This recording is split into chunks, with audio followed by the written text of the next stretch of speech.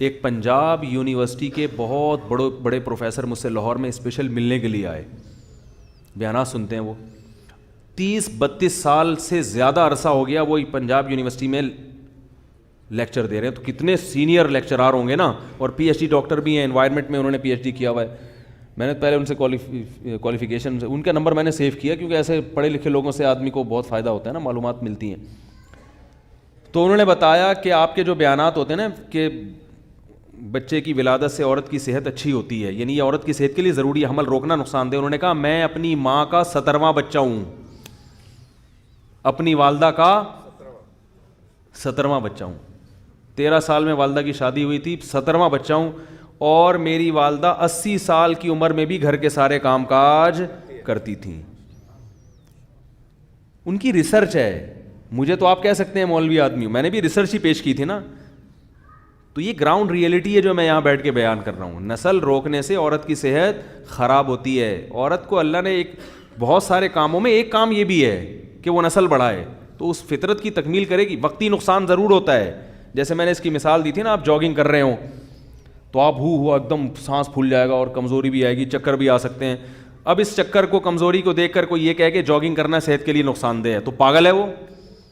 بھائی یہ تو وقتی طور پر ہوگی, اب کھاؤ پیو صحت مند ہو جاؤ گے.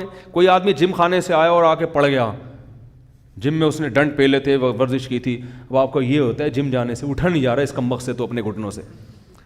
تو بھائی اب خوراک کھاؤ, آرام کرو تو ریکوری ہوگی تو پہلے سے زیادہ. تو اسی طرح عورت کی اچھی خاصی انرجی سرو ہوتی ہے بچے کی ولادت میں. وقتی طور پر بہت نقصان ہوتا ہے اس کو, وقتی ہوتا ہے, پھر وہ کھائے گی, خوراک ملے گی اس کو, تو پھر وہ پہلے سے زیادہ صحت اچھی ہوگی اس کی, موٹاپا نہیں آئے گا, بہت سارے فائدے ہیں, عمریں لمبی ہوتی ہیں. پہلے یہ دادیوں نانیوں کی عمریں لمبی ہوتی تھیں, لوگ کہتے ہیں خوراک پہلے اچھی تھی. اب بھائی خوراک اچھی کھا لو, کس نے کہا ہے کہ گندی خوراکیں کھاؤ؟ آج بھی اچھی خوراکیں ملتی ہیں, جاؤ کھاؤ آپ بیٹھ کے. کس نے کہا ہے پیزا برگر کھاؤ؟ پیزا برگر کھاؤ گے تو کچھ بھی کر لو, نسل روکو یا نہیں روکو, آپ کی صحت برباد. اللہ نے جو چیز پیدا کی ہے نا, جو بھی چیز قدرت نے, اس کے اندر ایک سائن رکھا ہوا ہے, ایک علامت ہے. دیکھو اخروٹ دماغ کے لیے بہت مفید ہے یا نہیں؟ کسی بھی ڈاکٹر سے پوچھو, کسی بھی حکیم سے پوچھو, اخروٹ دماغ کے لیے, یعنی ڈرائی فروٹ میں اخروٹ سے بہتر دماغ کے لیے کوئی چیز نہیں ہے. پوری دماغ جیسی شکل اللہ نے اس کی بنائی ہے. کیوں؟ سائنسی نے اب ترقی کی ہے. تو یہ ہزاروں سال پہلے قدرت نے اخروٹ کی شکل ایسی بنا دی کہ اس میں میسج دے دیا کہ یہ بالکل کیا ہے, دماغ ہے, تو دماغ کو صحیح کرنا ہے تو یہ کھا لو. نہیں آ رہی بات میرا خیال ہے. یہ قدرت نے نا کچھ سائن علامتیں رکھی ہوئی ہیں بہت ساری چیزوں میں. اخروٹ کھوپڑی ہوتی ہے بالکل, اور اندر سے بالکل ایسے رکھا ہوتا ہے یوں کر کے, دو مغز جیسے انسان میں 2 مغز ہوتے ہیں نا, ایسے بالکل ایسے ہوتے, اور اس میں لائنیں بھی, نسیں بھی نظر آئیں گی دماغ جیسی. دماغ کے لیے بہترین. بادام آنکھوں کے لیے اچھا ہے, بالکل آنکھ کی شکل کا ہوتا ہے.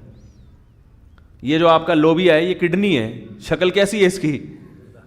بالکل گردہ ہوتا ہے, گردوں کے لیے اچھی چیز ہے. تو بہت ساری چیزیں ایسی ہیں. تو میں کہتا ہوں یہ جو پیزا ہے نا, یہ برگر کی طرح ہوتا ہے. تو کھاؤ گے تو کیا بن جاؤ گے؟ برگر بن جاؤ گے. آپ کو اچھا موٹے تازے ہو جائیں گے تو برگر کی طرح تو ہوگے, کوئی پچکائے گا تو پچک بھی آسانی سے جاؤ گے.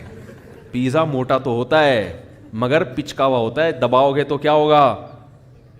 برگر بھی یوں کرو گے, روٹی کو دباؤ تو روٹی کو دبتی نہیں ہے, چبانا پڑتا ہے تمیز سے. سمجھے؟ جس کے دانت نہیں ہے وہ روٹی کھا نہیں سکتا, برگر کھا لے گا چائے میں ڈبو کے, کیونکہ ڈبو کے کھانے کا اپنا مزہ ہے. وہ سنا ہے نا لطیفہ, بہت لوگ پرانا ہو گیا, جلدی سے سنا دوں آپ فریش ہو جائیں گے. وہ ایک آدمی کسی کے یہاں رشتہ, بیان ختم ہو گیا, جو جانا چاہیں جا سکتے ہیں.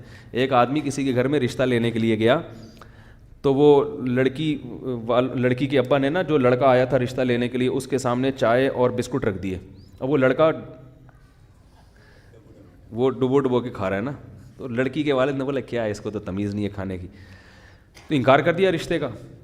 اب لڑکے کو بڑی شرمندگی بھی, بہت افسوس ہوا یار یہ کیا ہو گیا, اور پتہ بھی تھا کہ کیوں انکار کیا. تو باہر نکل کے لڑکی کے ابا سے کہتے ہیں رشتے کا آپ نے انکار کر دیا, افسوس تو بہت ہوا مگر ڈبو کے کھانے کا اپنا ہی مزہ ہے. ڈبو کے کھانے کا اپنا ہی مزہ ہے, وہ تھوڑی چھوڑیں گے ہم. اور حقیقت ایسے ہے, حقیقت ہے, چائے بسکٹ رکھے ہو نا, میرا اپنی ظاہر بھی ہے کہ ڈبو کے کھانے کا شرم تو آ رہی ہوتی ہے انسان کو, لیکن جو مزہ آتا ہے ڈبو کے کھانے میں, وہ بغیر پاپے جتنا ڈبو کے کھانے میں مزہ آتا ہے. تو بسکٹ ہو کوئی بھی چیز ہو ڈبو کے کھانے کا بہرحال اپنا مزہ ہے. تو اب کوئی بھی میں کہیں جاتا ہوں نا, کوئی لوگ چائے بسکٹ رکھ دیتے ہیں زبردستی کہ کھا وہ لو, تو پھر میں ڈبو کے ہی کھاتا ہوں, اور میں بولتا ہوں بھائی ڈبو کے کھانے کا اپنا مزہ ہے.